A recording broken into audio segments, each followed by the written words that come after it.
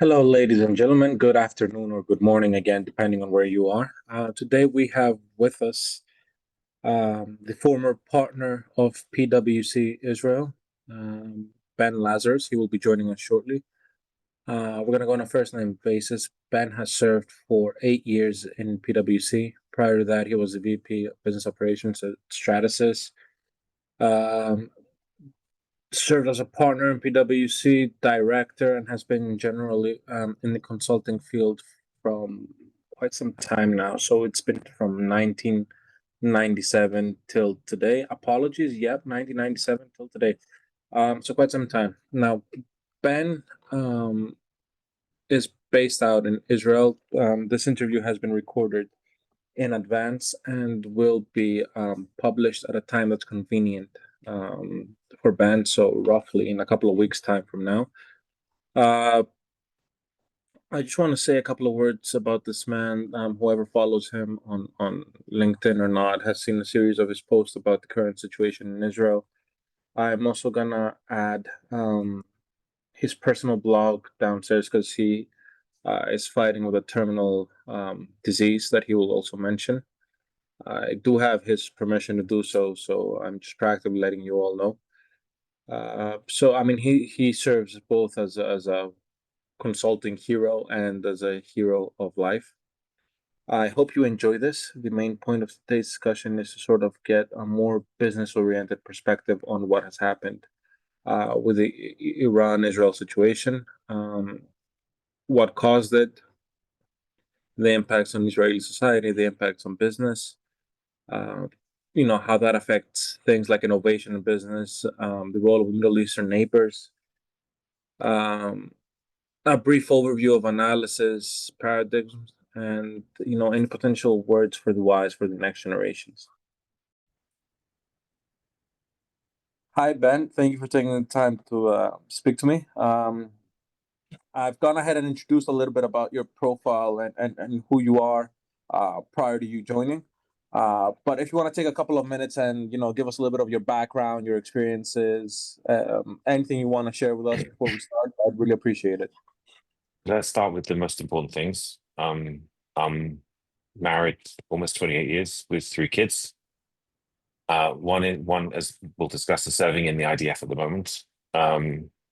Is a soldier who was called in to fight on the 7th of October. So that's been a big part of my story for the last year and a half. I have a daughter at university in Israel and a kid at high school. We've been in Israel 18 years. We moved from London. I'm from London. My wife is from Manchester. I'm 50 and I'm retiring, unfortunately, because of ill health, which we can discuss if you want. And stopping work at such a young age has given me an interesting perspective on life. Not all for the bad, actually, some for the good. And it's been a crazy 2 years. I'm a chartered accountant by background. Have been a consultant for a long time, working on mergers and acquisitions. I've worked everywhere. I've counted that 26 countries in Europe, 24 states in America, 76 visits to the US since I made Aliyah to Israel. My family actually at one point thought I had a second family in America, which is not true. My kids thought. I read that post. I read that you mentioned it somewhere. And that's me. Okay.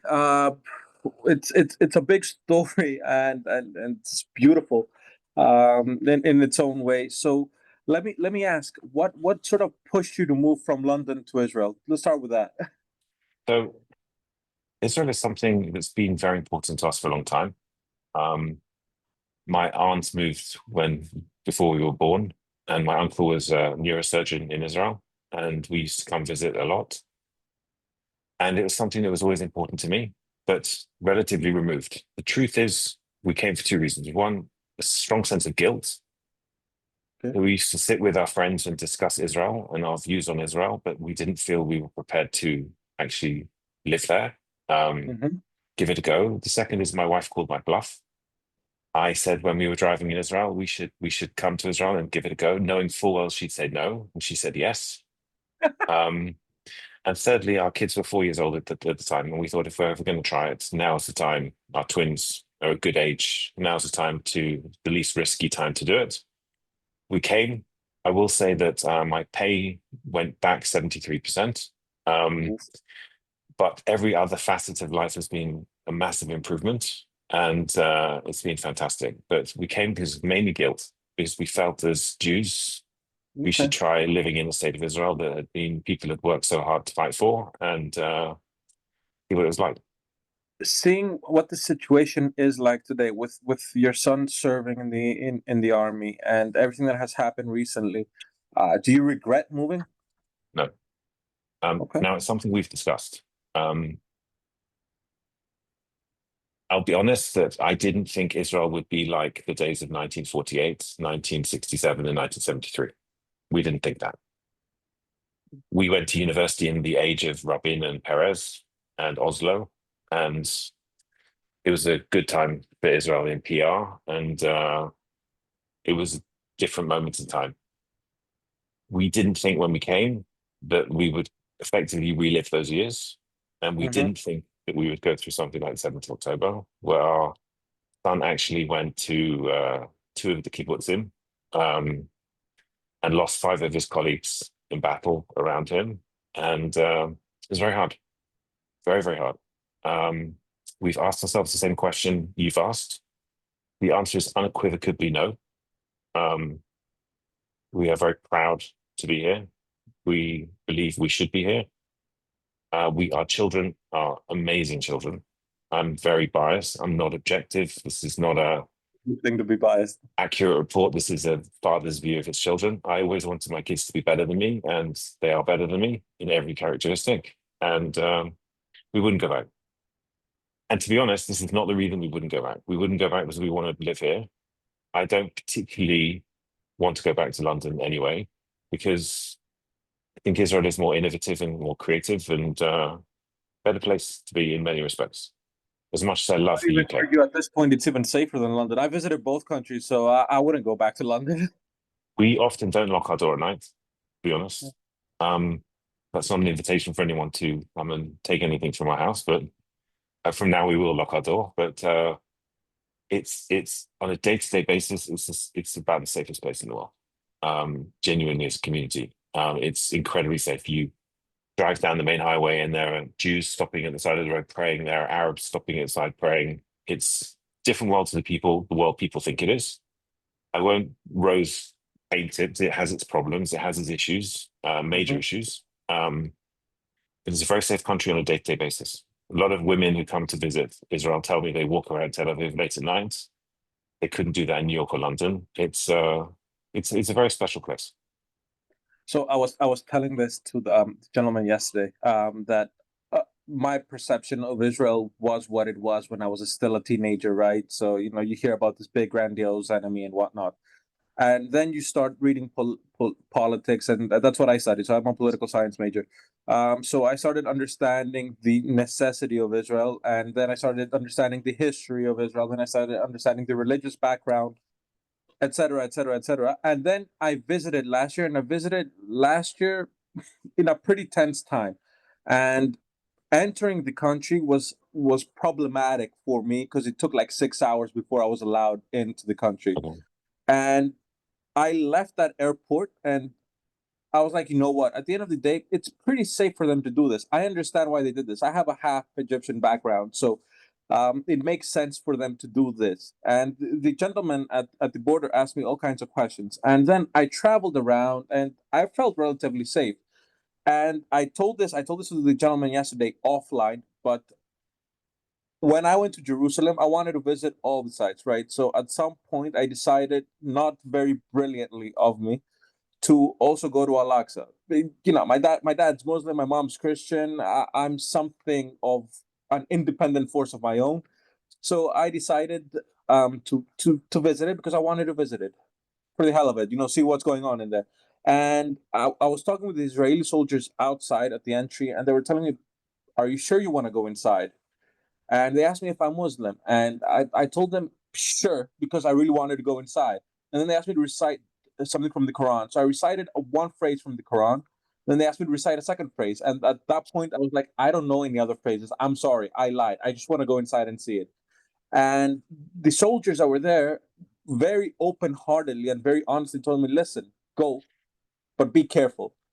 And I walked in, took a picture and everything. And as I was walking around Al-Aqsa to sort of see what was going on, etc., a bunch of Muslims or Arabs or whatever you want to label them came to me and automatically started attacking me. They asked for my passport. They took my passport.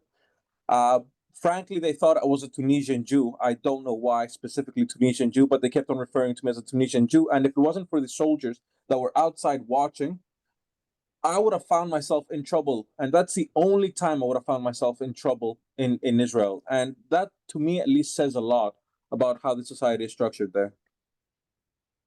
So I've not been in the same situation you've been in. I wish it wasn't that way. Um, I genuinely don't understand the hate that exists around us. I genuinely Mm-hmm. don't understand it. I genuinely wish it wasn't there. But my naivety broke on the 7th of October. I was a British Jew first and foremost, who believed in all the things that I think young British private school educated people believe in. Um, and my naivety was shattered. Um, I hope and pray there'll come a time where everyone is treated equally everywhere in the region, where there's true peace. But will it come tomorrow? Will everywhere be like Israel? I don't think so. And that was a body blow, alongside multiple body blows. I lost a client who was very close to me. We were WhatsApping before October the 7th, 2 days before. And I texted him on after the Sabbath finished, how are you doing? And he died. His daughter died. His wife was captured with one of our neighbors. Their son was killed.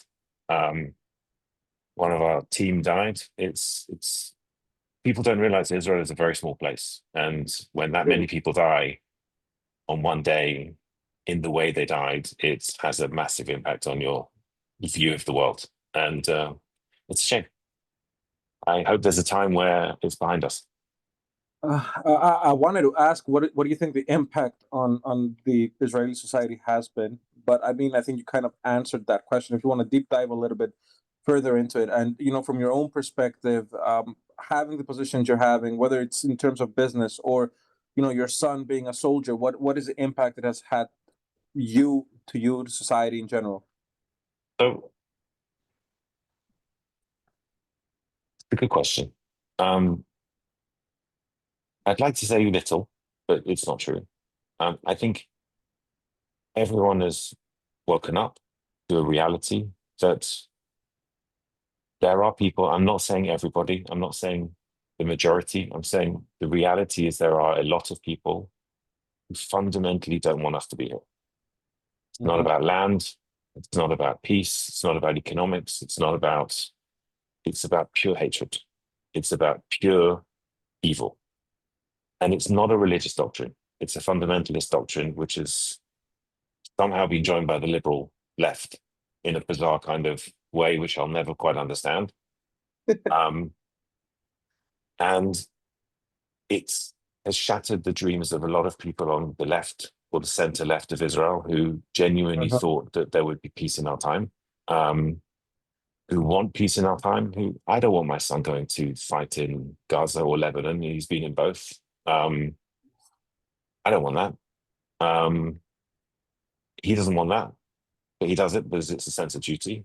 Um, None of us want it. Really, we want peace and quiet. Um, and a lot of people on the other side do. I was in Dubai recently, and people in Dubai want the same things we want, genuinely, Hmm. the conversations I had. It's just there are people like the Iranian regime, I don't say Iran, I say the Iranian regime, who pay for, who deliberately create violence directed at annihilating the state of Israel. And it doesn't matter what our views are, it doesn't matter how much land we give, it doesn't matter how much we trade, they just don't want us here. It's just as simple as that. And that's a hard fact to accept. For anyone that's on the left, and interestingly, the villages that were attacked on the 7th of October were almost all left-wing peaceniks. almost to 100%. It was a peace concert. It attacked exactly the people that supported peace more than any others. That sense of naivety just really hurt people. And we're all a bit battle scarred. And then seeing the world reaction, seeing people actually support and condone it, and see people say statements like, "From the river to the sea, Palestine will be free," and think for a second it doesn't mean what they know it means. It's hard to swallow. But at least we understand the reality of where we are, and we'll carry on being who we are. What I wanted to say, because you sort of brought it up, is that my perception, at least, of the left in Israel, and that's because I actually met Israelis that were left, and this was back in the day, like 2018, 19, etc., etc. It wasn't the same interpretation of the left that I would have in Europe or even in the Americas nowadays. So I see it as a different kind of left. It wasn't a left of completely putting down all arms. I don't know if it evolved to that at some point in the future, because I hadn't interacted with some of these guys for a long time. But my perception was that it was a left that was like, okay, we're in a situation right now. We will probably continue being in the situation for a very long time. We need to defend ourselves. Maybe we shouldn't bomb them that much. So that's kind of how I understood it. So it's very complex. When I voted left and right in England, Mm-hmm. it was basically on economics, plus or Mm-hmm. minus. In Israel, you have about 12 different factors. You have security, you have economics, you have religion, you have ideology, you have peace, there's a myriad of things on which the left and right disagree, agree. Okay. But the left and right, to a large extent, there are extremists on both sides who I leave out for the second, want a secure Jewish state. The question is, what is the balance between security and peace? And it's not a 0-100 game. It's a balance, and Mm-hmm. everyone is somewhere else on. Everyone is on the scale, but at a different position on the scale, because it's a balance. It's like everyone has to become a 4-star general to decide what is the right point at which there's balance between security and peace, that you can preserve the integrity of the Jewish state and give back land and hope to Palestinians and create an arrangement that works. And it's a balance between hope and reality, and everyone's in a different shape. What I think happened on the 7th of October is everyone shifted slightly to the right, each to Makes more their own sense. level. Makes sense. I think that's what happened. What's interesting is before the 7th of October, the pilots, many of the pilots were complaining and protesting in the streets about not being prepared to serve reserve service Mm-hmm. because of the leadership of the country, who I have to say I didn't vote for. So I'm not supporting necessarily the leadership of the country or the cabinet ministers that are creating some of the problems. But now they're the ones flying all the missions over Iran and active duty soldiers in the army. So when the war comes, they stepped up. So the left is different to the left in other countries.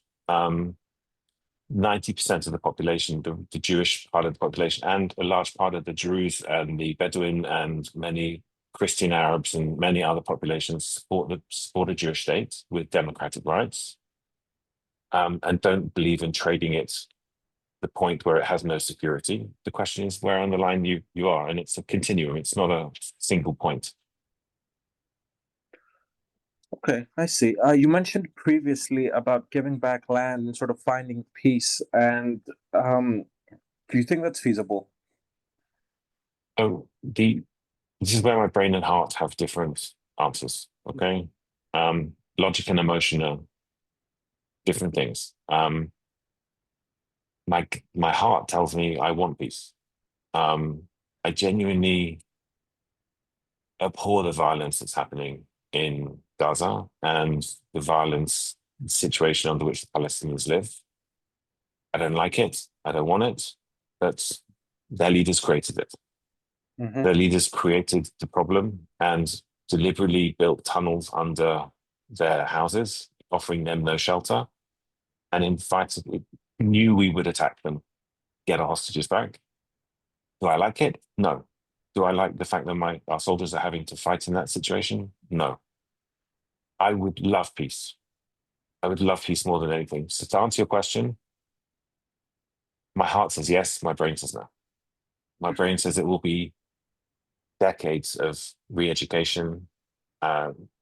leadership change, ideology change, and success of the Abraham Accords that will sow the seeds for peace. I think Qatar and Iran have to stop funding the extremism that is in the education system, and a million other things, some of them on our side, some of them on their side. We'll get there. I think there's more hope now than possibly there was before with the Iran situation. But the direct answer to your question is, in my lifetime, well, my lifetime is pretty short because of my illness, but in a regular person's lifetime, I don't know if we'll see it. Okay. I had a question for you, but you kind of lost me there for a second. Okay. The role of leadership, right? So these guys, they knew Israel was going to attack back, right? So Hamas did what it did, but it knew quite well Israel was going to come back swinging. There's no sovereign state that respects itself wouldn't have come back swinging, and more so a state like Israel that's in a consistent sort of endangerment, where it has to portray that strength around its neighbors. So these guys knew that Israel was going to come back swinging. My question is, why do you think they did what they did on October 7th, even though they knew that Israel was going to come back swinging? Was it just, for appearances, just to blame you guys as the evil guys in the future? Something as So basic as that, or something more complicated? I wish I could answer that question genuinely, because I don't understand it. There's something in their ideology, Mm-hmm. um, in their extremist ideology, which is, I can't remember the quote directly, but Golda Meir said it, that we'll forgive them for our children dying, but we'll never forgive them for causing us to kill their children. Mm. They put the destruction of the state of Israel above every other priority in life. It is simply their raison d'etre. Why? I don't know. There is so imbued with hate. And again, when I say they, I'm not talking about the whole population. Yeah, of course. I'm talking about the leadership, Hamas, Iran, Hezbollah, the leadership. They Mm-hmm. want our destruction. That's what they're given money to fund. That's what they're trained to do. That's what they want to do. They brilliantly scripted a strategy over a few years of hiding from us what they were doing, or we didn't see it.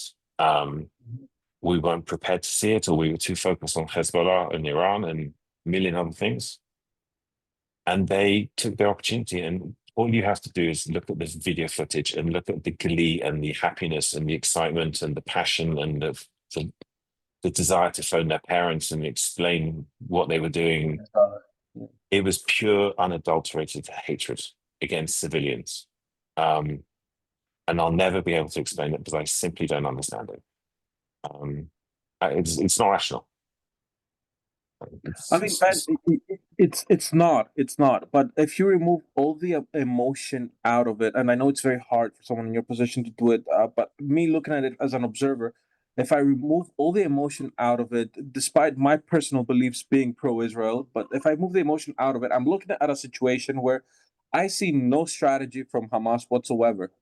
There could have been a dual state solution way back when it was recommended.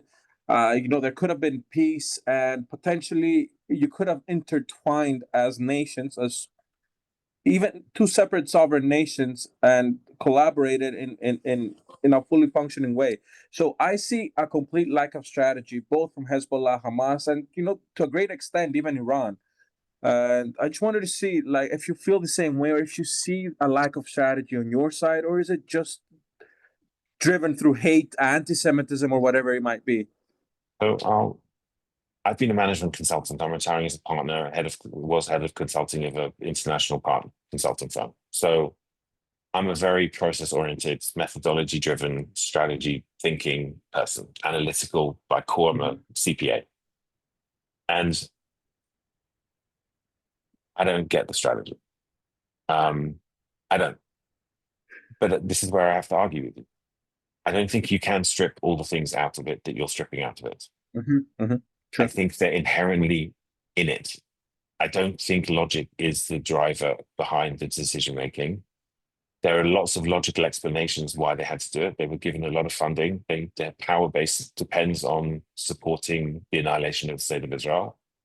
That's how you could argue we're gaining ground. I think there was a very clear strategic goal that Saudi Arabia were very likely to sign the Abraham Accords, and that was a game set match for Hamas against Iran. And Hamas, if Saudi Arabia came in with Israel, that would have caused a catastrophe for Hamas. So I think you could come up with a bullet point slide with the 5 bullet points on why they strategically marched. Top would be to avoid Saudi Arabia signing the Abraham Accords. But I think that would have been the moment that fundamentally changed the Middle East. And it was going to happen in October. That was all the sense was it was going to happen. And the Iranians couldn't let that happen. So that's the strategic slide, the pretty PwC, Deloitte, whatever, PowerPoint slide that says the 5 strategic reasons. Then underlying it, there's the second page, which is, and it was fueled by hatred. And they were armed and ready to the teeth, and they thought Hezbollah were going to come in with them. And they thought others were going to act as well. And this was their chance to make as much damage against the state of Israel as possible. And they seized their chance. But I think there's emotion and logic, and it's a combination. And the emotional bit, I don't understand. Because it's a different culture to mine, and it's a culture I don't understand, and I wish wasn't there. The influencer in me wants to ask you, do you think they're just trying to stay relevant? Because to me, it seems like Hamas and Hezbollah are becoming outdated. They're becoming obsolete as entities altogether. I mean, okay, Hezbollah and Lebanon is a different case altogether. Lebanon, from being the jewel of the Middle East and the Paris of the Middle East, has been desecrated by the amount of, well, Palestinians they basically took in. But generally, I mean, Hezbollah has ruined Lebanon as it is. And I'm trying to put this as politically correct as I can. But do you think these organizations are becoming obsolete, or will they eventually become obsolete? So I studied political science at university. Okay. And everything talks about progress. And I remember the famous quote when I was in university in the 90s, where Francis Fukuyama said, the end of history is coming. And you could only have guessed. I don't believe it's becoming obsolete. The proof is the university campuses and the streets of global cities, which are somehow aching for this raw, emotive, visceral reaction against the West and against Western values and against the Western orthodoxy of Churchill and Western Europe. And there's a cultural revolution which this is part of, which is being fed by this movement. I see it as a dangerous movement, committed I to the destruction of Western values, committed to extremism, committed to the annihilation of my people. Other people see it as anti-colonialism, see it as left-wing diversity and equality. I won't use the word I want to use on, if I was off recording. It's rubbish. It's extremism. It's hatred. It's everything we value in Western civilization for a long time. It's reversing it and taking it a step back. Israel is just the first branch of that. Israel happens to stand in the Middle East. In the Middle East, it's an island in the Middle East. If anyone thinks in Western Europe and the United States that they're not following straight behind what happens in Israel, they're deluding 100%. themselves. This is the way the world is going, and we either stand up to it and stop it, or we allow it to happen. I know Israel is not prepared to stop it. is prepared to stop it and not prepared to allow it. What Western Europe does is up to its. The evidence points in the direction of it not stopping it and allowing this behaviour under the umbrella of DEI, which I've termed diversity excluding Israel, which is just anti-Western, anti-capitalism, anti-colonialism, anti-everything. It's a bit like the 70s revolution, but gone wildly wrong. Not fueled by alcohol and drugs, but fueled by extremist politics and hatred. I would prefer the 70s revolution than the one we're seeing now, but this is our revolution. I don't like it. It mesmerizes me that you see it, I see it. There's I would say a minority of people that see it. So in comparison to the majority that is advocating on the other side, though that is shifting slowly. Realistically speaking, I can see it, for example, in Greek society. So Greece traditionally pro-Palestine. That is a rhetoric that is slowly shifting, um, more and more each year. So I see that day by day. But I'm mesmerized that very very industry people. So you did management consulting. I've done expert networks for a very long time, and now I'm just playing around with different things. So people that are not heavily involved in politics see it, but leadership in the West doesn't see it.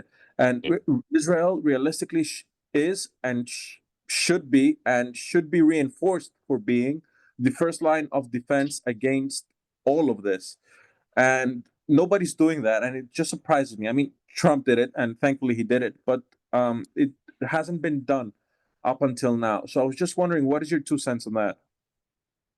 So, firstly, there's a statistic which I found out the other day from a Palestinian opinion poll survey done by a Palestinian group in Ramallah, nothing to Okay. do with Israel, an NGO in the Palestinian autonomous region. And they found that I think it was 90% or 91% of Palestinians do not believe that Hamas carried out an atrocity against civilians on the 7th of October. 91%. And How's it's that? written there. It was broadcast live to the world on GoPro. My son knew about it. He was called into the army at 9 o'clock in the morning, 7 o'clock. I can't remember the time is. He was called in and he was in his car, and his commander was briefing them as they were driving into the base. And they were showing the live Telegram streamings of Hamas to show them what was going on so they would prepare for battle. So it was Bloody hell. broadcast live. And 91% of people don't believe it because we live in a social media age where unbelievably you can believe whatever you like, whatever you want. I can watch any channel and I know exactly what they're going to say without watching it. Mhm. For the same news story, if Fox News, CNN, Axios, Al Jazeera, Sky News, I can pretty much guess the headline, and then you go to Twitter and X, and it's whatever you want to be. That's one thing. The second thing is fear. The reality is that there's reached a point in Western Europe where there is a critical mass of people who Fear. want different ideological outcomes to Western European countries. They openly climb on the streets shouting death to the US, death to England, death to Israel. And they're scared. They're scared. They're lily livered. But shouldn't leadership, European Western leadership, be above that? Um, There's the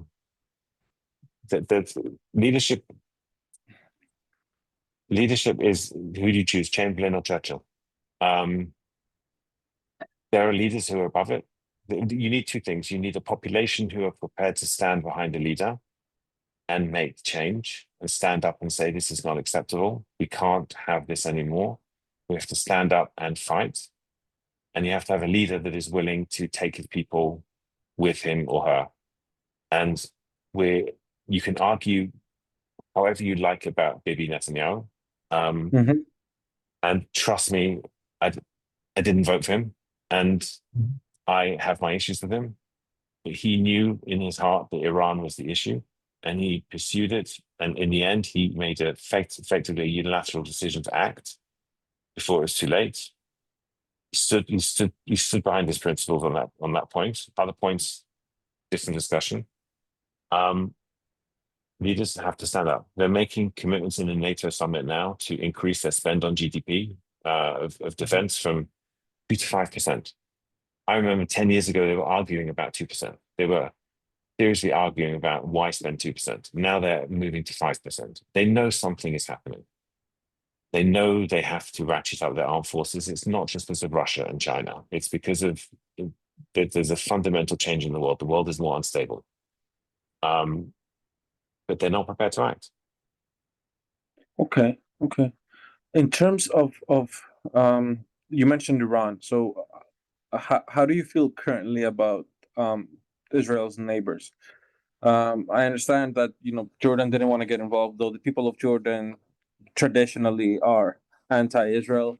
Egypt didn't want to get involved, though the people of Egypt, and I know this from experience, are you know not pro-Israel. And the same thing goes for most of the Arab world, right?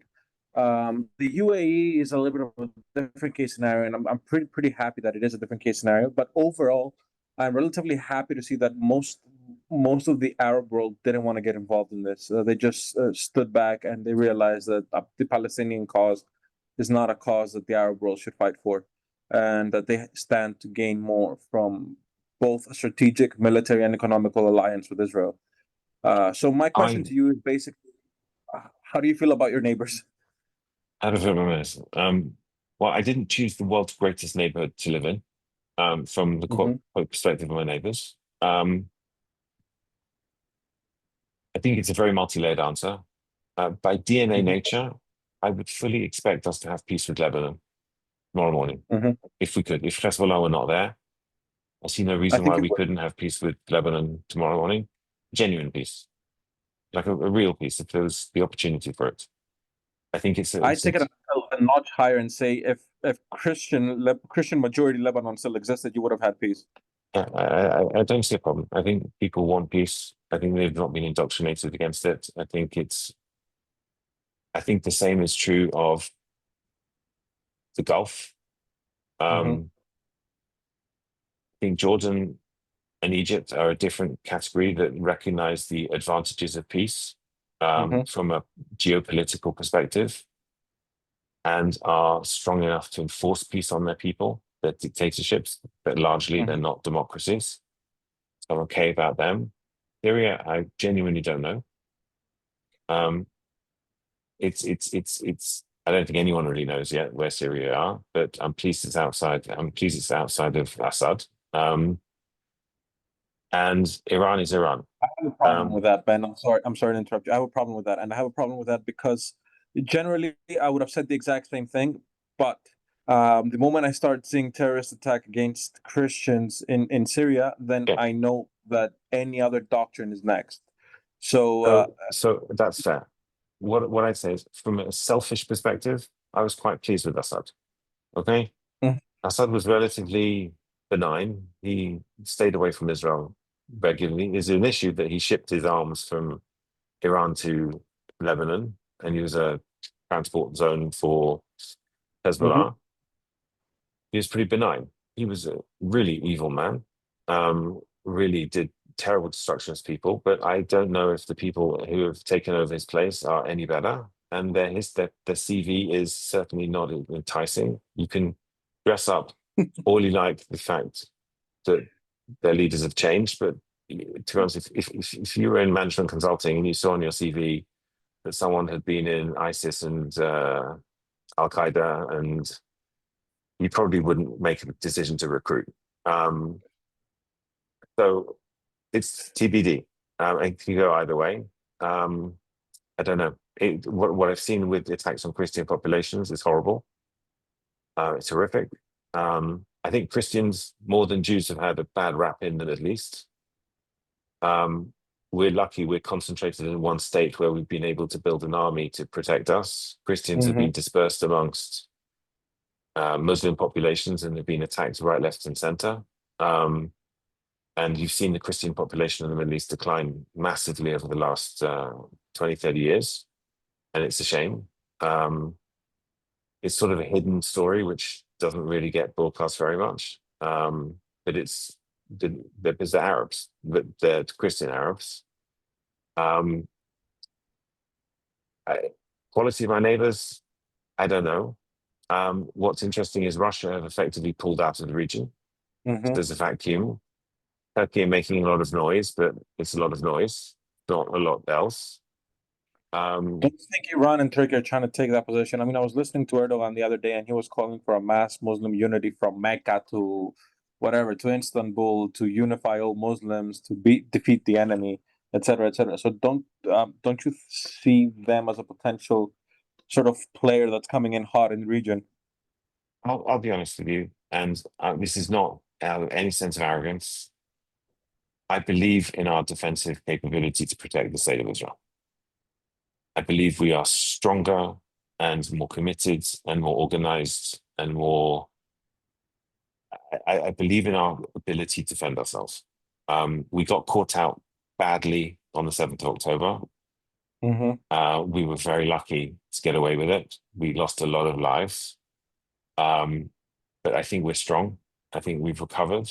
Um, I don't think any nation state in the Middle East can take us on if they really wanted to.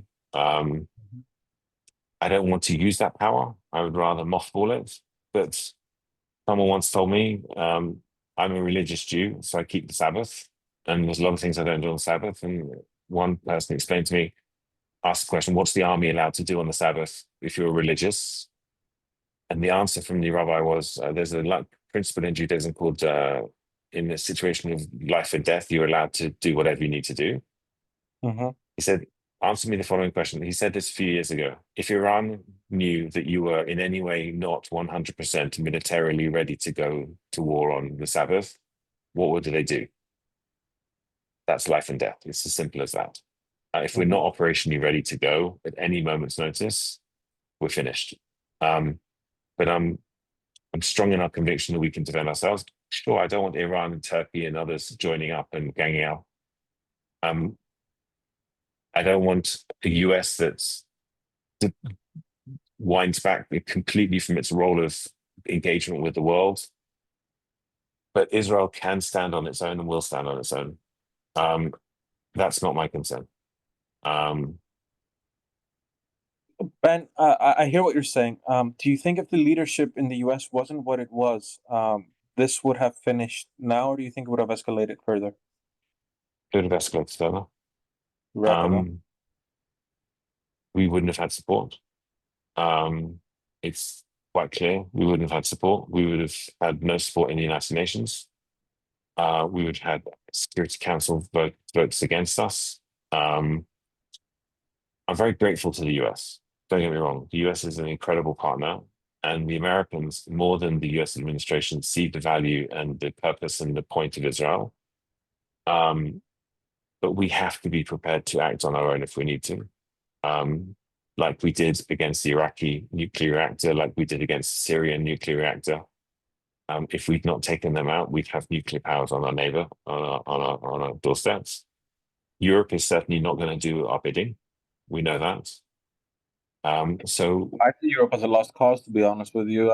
Poor management. no comment. But yes, the management report is not particularly strong. What was the question? You know what? At this point, it's okay. Let it go. I kind of forgot. I think it was. I thought a week ago, everything changes by minute to minute here. Mhm. I thought and I still believe that Iran have been weakened. There is an opportunity for Israel to do the Abraham Accords with uh, at least Saudi Arabia, possibly with Lebanon, um, if Hezbollah are removed from power, and to build a coalition. What happens with the Palestinians? I genuinely don't know the answer. Um, I don't know the answer. It's not a rosy picture of the Middle East. Um, and we've left Iran in stage. You can argue where Iran is left right now. What's going to happen? It's a dangerous world, but be honest, yesterday was a dangerous world. Tomorrow's a dangerous world. We're stronger now than we've ever been. I think we've proved our military supremacy in the region, I think I'm unquestionably. the best militaries in the world and one of the Um, best intelligence in the world. and I have to say, our children's generation, my kids' generation, who we all thought were entitled um, kids who wouldn't fight for the state of Israel when they grew up because they were part of the Generation Z or whatever it's called, AA or whatever. They've really performed miraculously over the last few years. And I'm very proud of our children's generation. We've got a young generation of young people coming through who are committed to the state, who are committed to the principles of the state and committed to defend the state. So we're in a good position. And elections like the New York mayoral election will bring more Jewish people, I think, to Israel over the coming years, which will strengthen us. Let me ask you something else completely relevant to all of this, but it's mostly around business and business innovation. So the thesis I heard is that Israel is doing so well in terms of business because of a series of people going into the military and then coming out of it with exceptional skills in IT or intelligence or whatever, and they're putting that in the private sector. But I mean, startup wise, you're doing fantastic. Economically wise, you're doing fantastic. Granted, it's an expensive country to be in. I know that from first experience. I would even argue that the shekel is it's a great currency to have. So what makes business so good in Israel despite all the problems it faces? So I've been in the business world 18 years in Israel, and I've met a lot of CEOs of companies. I've met a lot of executives of companies, and it's about three or four things. One, it's resilience. Hmm. I think Israeli companies are incredibly resilient. They respond very quickly to changes. They respond very quickly to adversity, and they look after their people in time of adversity. They're very agile. So that's one reason. Secondly, is the army. There's no question that PwC's, for example, cyber digital team is made up of people from the IT division of the IDF. And Okay. then it's true in all armies. Many of the inventions of the world have come through armies developing products for their supply chain and for their armies, technology for their armies. In America, it's also true. The army has, if you send kids into effectively 3 years of intelligence and science and coding and in the army as part of their national service, they're going to come out of it stronger than other kids. So there's a lot of tech, there's a lot of science. Science is encouraged in school. That's second. Third, there was a wave in the 1990s of immigration from a very large community in the Soviet Union, Hmm. who were all very highly educated, very highly educated. When you go to the R&D floors of many Israeli companies, Russian is one of the languages you hear a lot of. There's a huge value that the Russian expat community have brought to Israel, which is very strong in engineering, very strong at science. And fourth, Golda Meir said it, we've got nowhere else to go.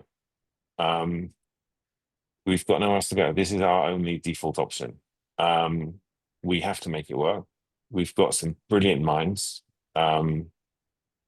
Jews, like lots of other minority groups around the world, whether they're Greek or Hindu or wherever, pride education as number one, number two, number three priority. And education is number one, number two, number three priority. And we believe in developing creativity and innovation in our society. And you can see it. You can see it from the way people brainstorm in meetings. It's completely chaotic. Meetings in Israel are. I sat in meetings in the US, in UK, and meetings are. You sit by the agenda, you follow the clock, you get into an Israeli meeting, and they're straight on the whiteboard. They're not interested in process; they're interested in content, interested in discussing the science. It's practical, it's quick, it's efficient, it's happens, Hmm. it's different pace. There's something special there. Well, yeah, to me it was very surprising because I've had some consultancies in Israel as clients. They wouldn't come often; they'd come every now and again. But when they would come, it would be da da da, like one, two, three, let's go. No room to mess around, no room to make any jokes. It was just one, two, three, let's go. Yeah, there's a saying in Israel that the KPI of Israeli meetings that happen first time with the right people at the right time, on time, punctually, is very low. But when the meeting gets started, it gets wrapped up pretty damn quickly. There's a word in Israel called tachlis, which is get on with it, and people Mhm. get on with it. Okay, okay, that's interesting. I was very curious to sort of get your feedback on that. Cool. I'm gonna deviate a little bit from this conversation as well. And I mean, if you're up for it, I wanted to kind of discuss your journey with Yeah, your illness, and how has it impacted you. You keep on saying you're retiring at 50, and for some people, that might be a dream. For half the Greek community back in the Andre. day, it was a dream. So, how's that journey been for you? So the journey of retirement is terrible. Um, I loved work far too much. I love the adrenaline, and the came with the adrenaline came stress. Um, Hmm.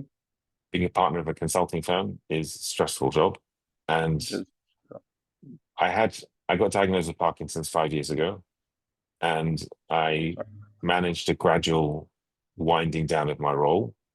But hmm. earlier this year, I got diagnosed with an alternative diagnosis, which is slightly worse, called PSP. It's called progressive supranuclear palsy. It's a much more deadly form of Parkinson's. And the doctor said, stop work. Their exact words were, my wife and I argue about these words every day. The words from the doctor were literally out of a film: spend time with your family. Um, and I stopped work. Um, and on the one hand, I'm bored, but on the other hand, my stress levels have gone down massively. Has it And I'm helped? actually about 30%, 40% better than I was. Um, I was incoherent after stressful meetings 2, 3 months ago. I would fall in the office frequently. I was really ill. I have health problems now. I can't walk more than 150 meters, and I use a walker to walk. So I'm not saying it's a wonderful world I'm in. I'm on 24 pills a day, Oof. a variety of things. And I have a disease which is going to get me pretty young. Um, but I'm good about it in a weird kind of strange way. Um, What? because I've got the best family in the world, subjectively. I've had a great career. I've achieved a lot of things. I've had a very, very exciting career. I've done some wonderful things. I've got very good memories. And I get the chance to do things now that I didn't get to do before, such as advocate for Israel, um, such as advocate for PSP, which is the disease I've got, such as think, which I didn't do before. I could just play chess. Um, Having said that, and I'm starting mentoring. I've started mentoring people free. I call it pay forward mentoring. So I'm asking people to pay forward. So I'm mentoring people for free, but I expect them to give their time forward. I've got about 7 or 8, 9 people signed up and just started 2 weeks ago, and it's little bit of my adrenaline coming back in a non-stressful way, and it's a new life. The only hassle is I live on a small town in Israel, in the middle of nowhere, and I can walk 150 meters in a circle around that house, and it's very hot. And I used to fly to New York for an hour for a meeting. So a few weeks ago, my son phoned me. He was on a trip. He was out of the army for a little while, and he was in the Philippines. And he said, "Will you come and join me? And I'm going to Japan. Will you come to meet me in Osaka for the weekend?" My Oh, wife was like, "You're an idiot. No way." I said, I'm going, I'm going. And I took wheelchairs in the airports, and I took my walker, and I took travel insurance, and I took my stick, and I took my pills, and I did everything. And I was very careful, and I had the best 4 days ever. It was nice. fantastic. So I'm positive. Um, It is what it is. I'm a religious person, so I believe that God gave me this for a reason. I have no idea why, but it's not my job to understand why. It's my job to live my life. I've got the best family. I wouldn't genuinely trade with anyone on the planet my position. There's not a Well, person I would trade with. to be honest, from what you're telling me, it sounds like a beautiful position to be in. Yeah, Very, you've lived. very happy. I'm very happy. I'm dying, but I'm very happy. Work that out. How do you compromise with the idea of potentially leaving this world, or Um, leaving your family behind? So, I mean, I'm sorry if I'm treading on difficult no, waters. firstly, you're asking a question that I'm in a very strange position, and I recognize that. I'm I'm with a terminal disease that statistically there's 6 to 10 years from 5 years ago when I was initially diagnosed with Parkinson's. So the statistics are horrendous, and the disease is horrendous. It's like a combination of Parkinson's and Alzheimer's. Um, but it hasn't hit me fully yet. It's hit me in my walking and my balance. I literally can't stand straight. I fall straight away. But how am I dealing with it? Um,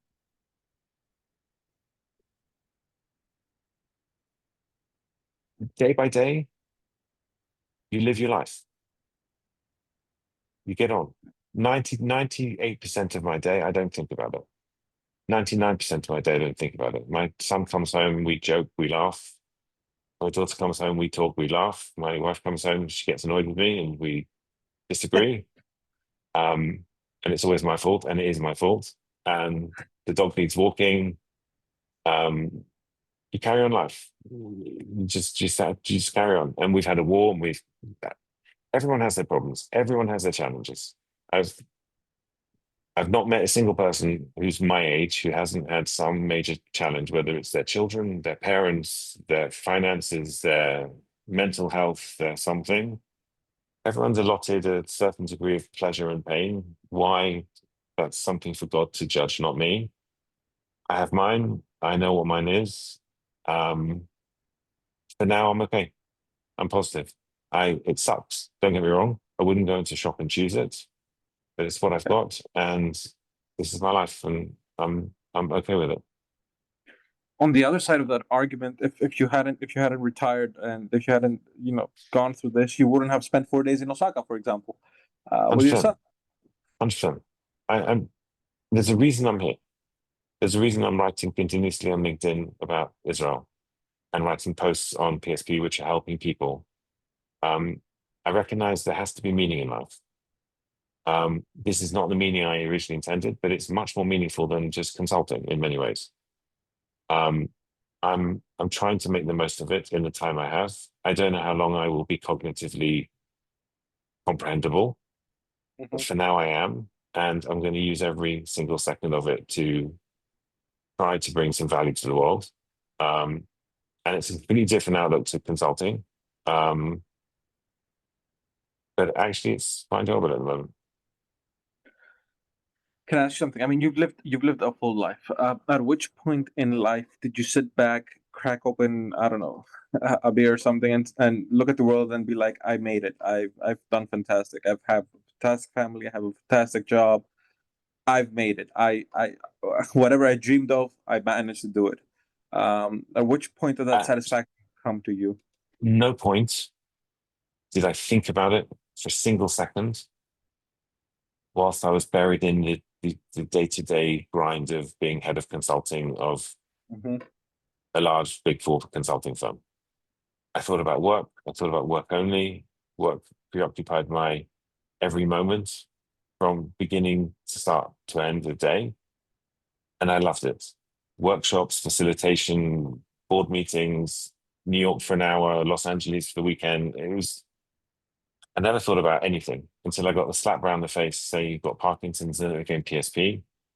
And they said stop work. And I thought, okay, I've actually achieved everything I wanted to achieve career wise. I could have stayed in PwC for another 10 years as a partner and earn more money and become slightly better title and a slightly bigger title and whatever. But the fun I've had with clients, the fun I've had consulting, the fun I've had with my team, the fun I've had with traveling, I've done it all. I've been to Australia, I've been to Japan, I've been to the US, I've done all the things I wanted to do. And I'm actually really quite pleased in a really sick, strange way that I've got time to enjoy life a little bit now, despite the fact I can't walk, Yeah.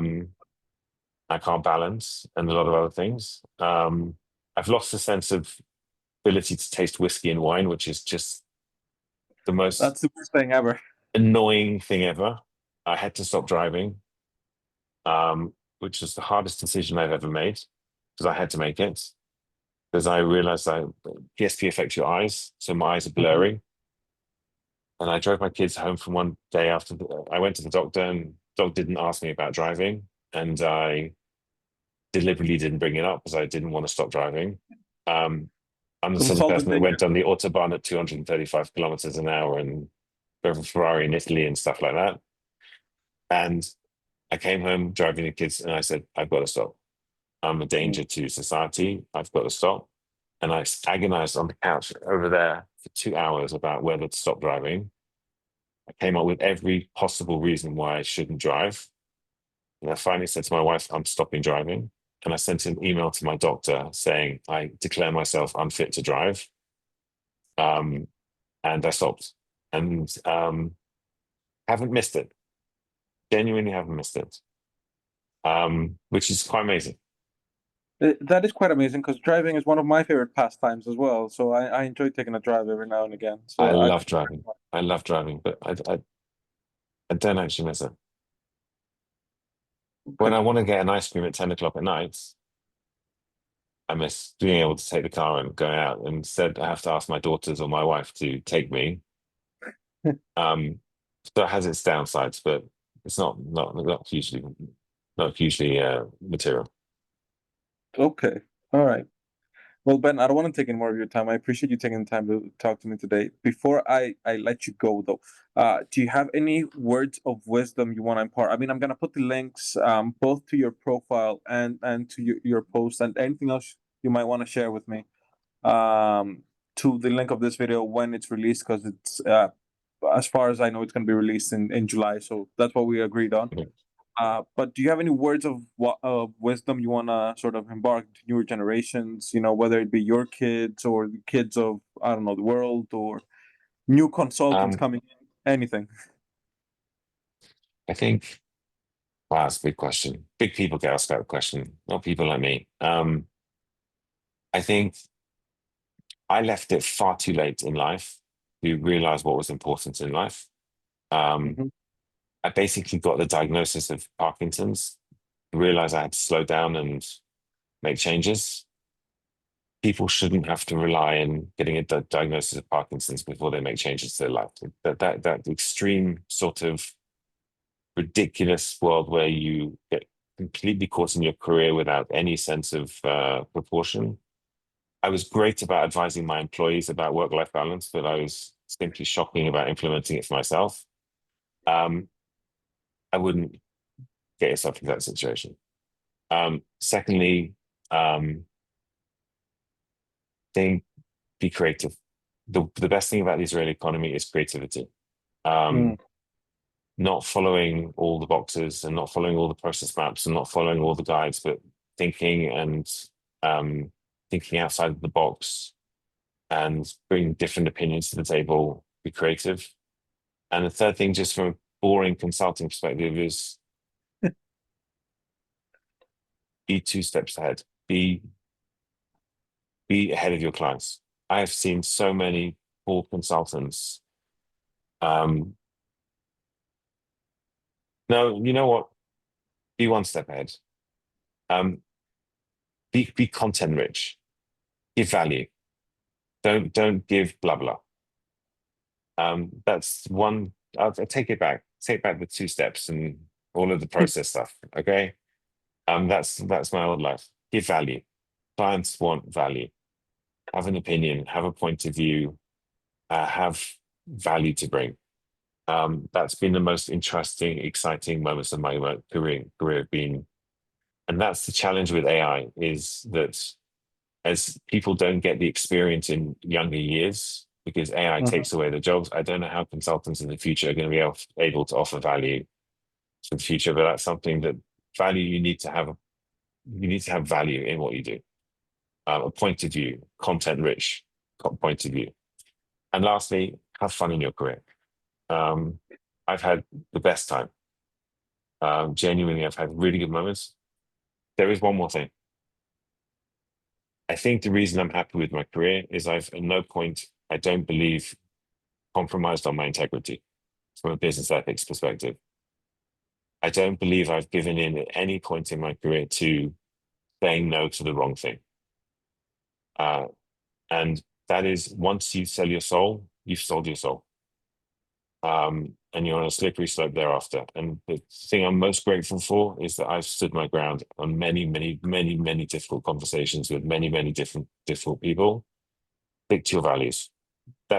You can edit everything else and put that as number one. I think that's a good message to get across. I'm not gonna edit anything. This will be unfiltered and raw as is. Unfiltered is fine, but guys, if you're listening, ignore the last bit about 2 steps forward and 2 steps backward and focus on the integrity.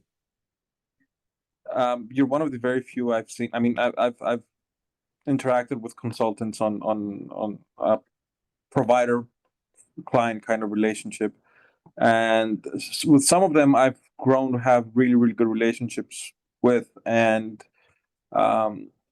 and I've accidentally had decks come through to my email, so natural curiosity had me look at them, etc., etc. So I mean, a bunch of things. Um, Most of the people that I saw that sort of came close to the words of the wise that you mentioned couldn't really take consulting for a very long time. So it's kind of refreshing to see someone with the positions you've had giving those words of wisdom out, and especially the one about integrity. Clients value me. I think you'd have to ask them, because I offer a point of view on a topic that they can't necessarily get from anyone in their client company, because A, there's politics in the company, and B, I will tell it straight, Hmm. even if they don't like hearing it. I had a CEO who was the most arrogant CEO I've ever worked with in his life, who would never admit he was wrong. He told me once that, Ben, I'm prepared to say that 20% of the time you were right, 80% of the time I was right, 20%, Ben, you were right. That 20% was golden. You told me as it was. You disagreed with me. You argued with me. You made your point. I accepted it, and that's something no one else gave me. It was unique, and his 20% is probably someone else's 60%. I think if you're able to give real value and have a real point of view, which is honest and real, you can add value. You can make a difference to clients, and that's what kept me in the business so long. Okay, okay. I think I'll wrap it up with that because that is a very important message to go through. So, thank you, Ben. Thank you for taking the time to speak to me today. Thank you, Alex, and take care. Take care, everyone. You too.